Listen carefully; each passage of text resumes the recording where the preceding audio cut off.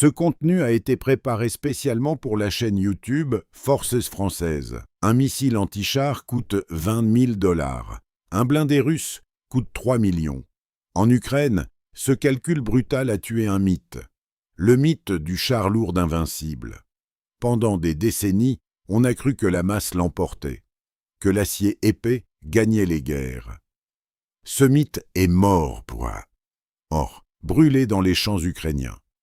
Pendant ce temps, un véhicule français roule, frappe, survit là où les colonnes russes s'effondrent. Léger, rapide, connecté. Son nom, le VBCI, conçu par Nexter, déployé au Mali, en Afghanistan, en Irak. Et il change tout. Voici pourquoi l'OTAN le regarde de près. Pendant des décennies, une certitude a dominé la pensée militaire. Le char lourd gagne. La masse écrase. L'acier épais survit à tout. Cette doctrine a façonné des armées entières, de la guerre froide aux interventions du nouveau siècle. On comptait les blindés comme on comptait les victoires. Plus de tonnes, plus de canons, plus de puissance. Ce mythe est en mort. Il a brûlé dans les plaines ukrainiennes, sous les drones et les missiles. En 2022, le monde a vu des colonnes russes entières s'arrêter, s'embourber, exploser. DB, MM. P, 3 éventrés par des charges de quelques milliers de dollars. Des T-72 transformés en torches par des munitions rôdeuses. Le blindé immobile, isolé, déconnecté, est devenu une cible. Pas une menace, une cible. La leçon fut brutale. Survivre ne dépend plus de l'épaisseur du blindage. Cela dépend de la vitesse, de la connaissance du terrain et de la capacité à frapper le premier. La France avait anticipé ce basculement. Au début des années 2000, son armée de terre roulait encore sur l'AMX-10P, un véhicule chenillé des années 1970. Lent, vieillissant, inadapté aux conflits dispersés et mobiles qui s'annonçaient. Il fallait autre chose. Un véhicule qui combinerait protection moderne, mobilité stratégique et puissance de feu réelle.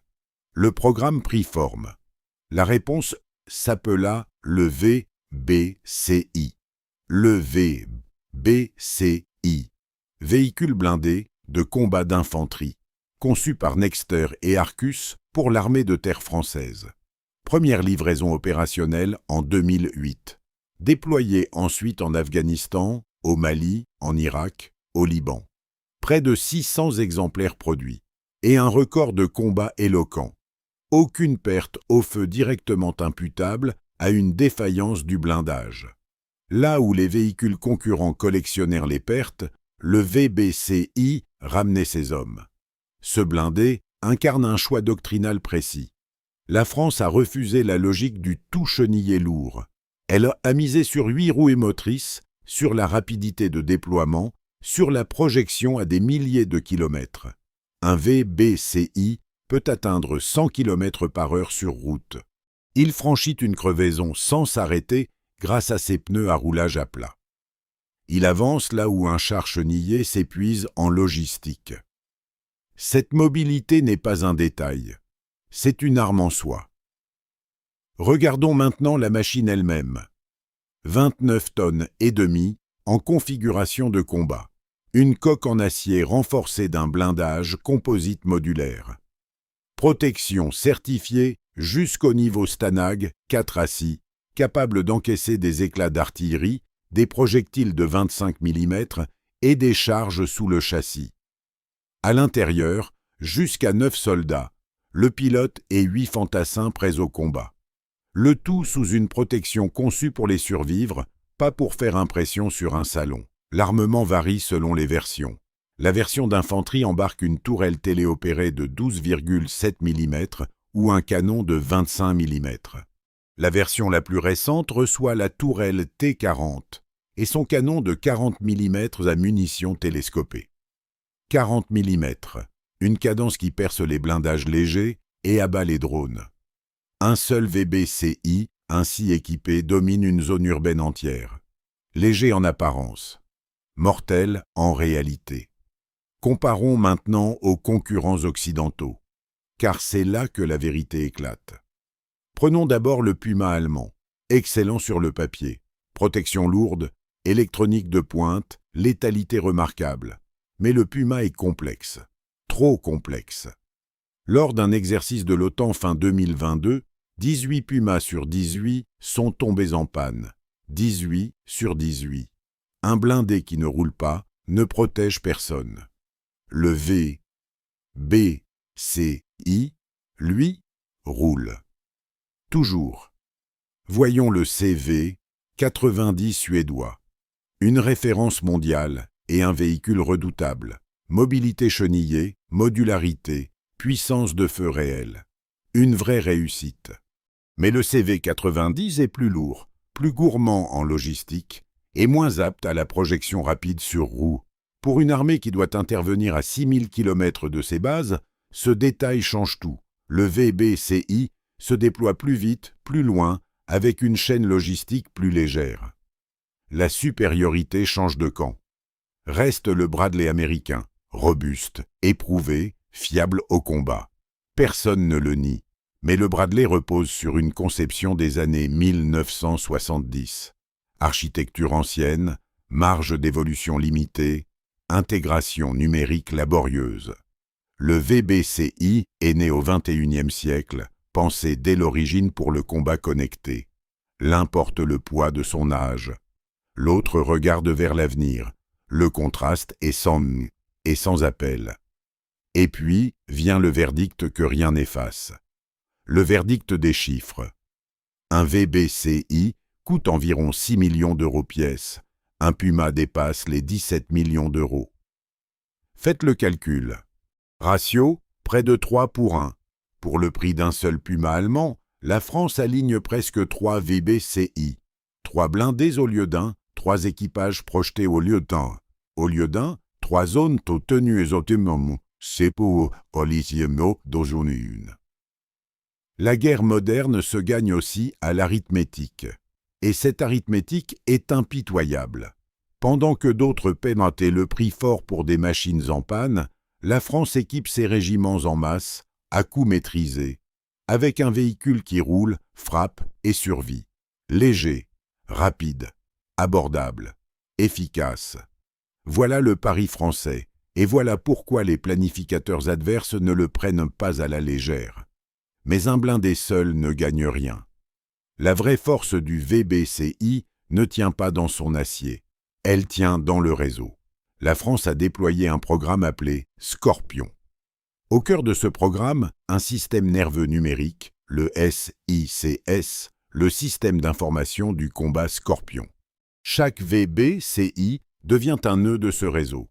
Il voit, il partage, il coordonne, il parle au Charles Leclerc, aux blindés Jaguar, aux drones patrouilleurs qui survolent le champ de bataille. Concrètement, cela signifie une chose. Un VBCI voit l'ennemi avant que l'ennemi ne le voie. La position d'une cible repérée par un drone apparaît instantanément sur l'écran du chef de peloton. Pas en 8 minutes. En quelques secondes, la donnée circule, fusionne, frappe. C'est le combat collaboratif, et il transforme un véhicule en partie d'un organisme bien plus vaste et bien plus mortel. Comparons cela à l'adversaire. Les blindés russes, les BMP-3 et les BTR-82A opèrent encore largement sur des liaisons radio HF classiques. Pas de réseau numérisé intégré à l'échelle du groupement. La conséquence est directe. Quand une menace apparaît, l'information remonte la chaîne de commandement par la voix. Latence estimée 8 à 12 minutes.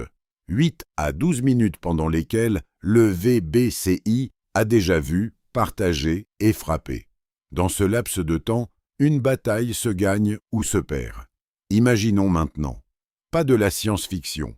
Un scénario réaliste, plausible, conforme aux capacités réelles décrites jusqu'ici. Une ville de l'Est, rues étroites, bâtiments éventrés. Un peloton de 4 VBCI progresse en appui d'une compagnie d'infanterie. Face à eux, une colonne mécanisée d'adverses. 2 BTR 82A, un poste de commandement mobile, une section débarquée. Temps zéro. Un drone patrouilleur détecte la colonne à 3 km. La donnée tombe sur le SICS. Les 4 VBCI la reçoivent en même temps que le chef de peloton. Temps 2 minutes. Les VBCI se déploient sans un mot de trop.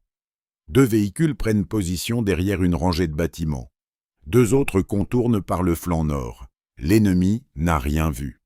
Il avance encore, aveugle, dans sa routine radio. Temps 4 minutes. Le premier BTR 82. A apparaît à l'angle d'une rue. La tourelle T40 du VBCI de tête s'aligne. Une rafale de 40 mm. Le blindé adverse s'immobilise, fumant, sa tourelle figée. 5 secondes. Une cible neutralisée. Temps 6 minutes. Le second BTR tente de manœuvrer. Trop tard. Les VBCI du flanc nord l'ont déjà dans leur ligne de mire. 1 seconde rafale. Le blindage léger cède. Le véhicule s'embrase dans un nuage âcre. La section débarquée se disperse, désorganisée, privée de toute coordination.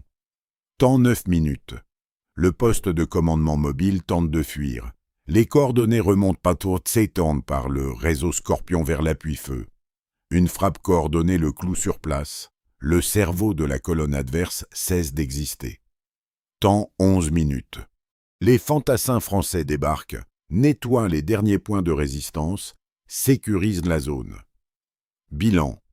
2 blindés détruits, un poste de commandement neutralisé, une section adverse dispersée.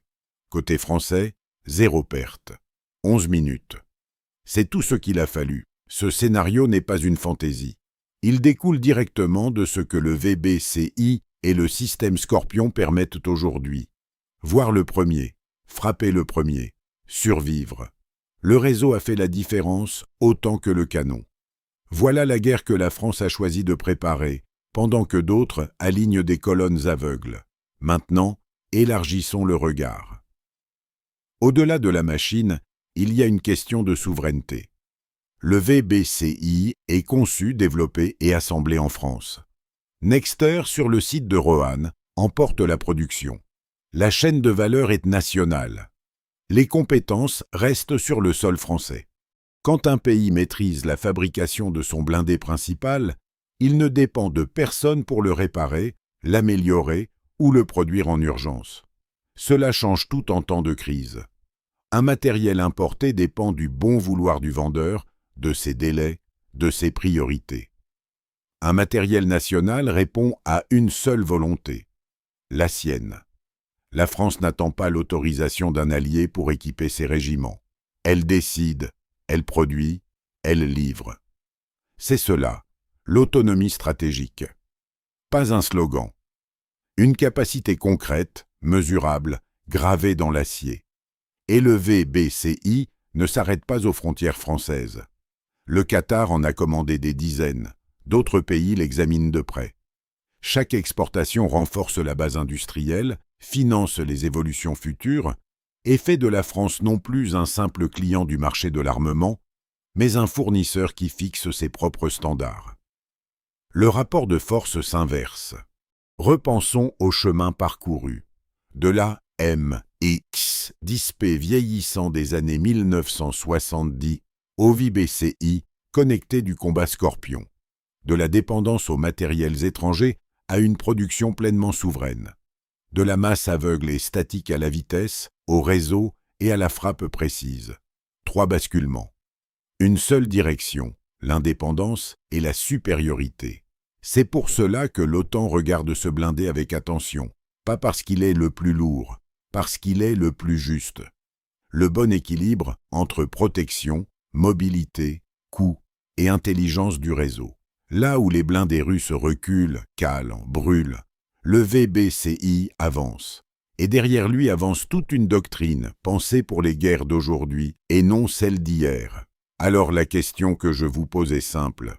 Pensez-vous que le modèle français du blindé léger, rapide et connecté est l'avenir du combat terrestre face aux mastodontes et lourdes des doctrines anciennes? Dites-le moi en commentaire. Votre avis compte et le débat mérite d'être tranché.